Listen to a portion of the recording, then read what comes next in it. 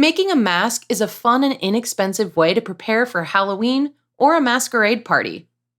You can use materials like cardstock, heavy cardboard, or sturdy paper plates to create your mask. Choose a shape that fits the occasion and draw it on the cardstock, making sure to create symmetrical halves. Draw eye holes and a mouth hole if necessary.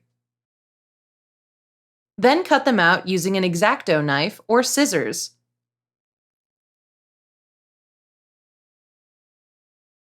Color your mask with markers, crayons, or paint, and add decorations like glitter, jewels, or feathers using craft glue.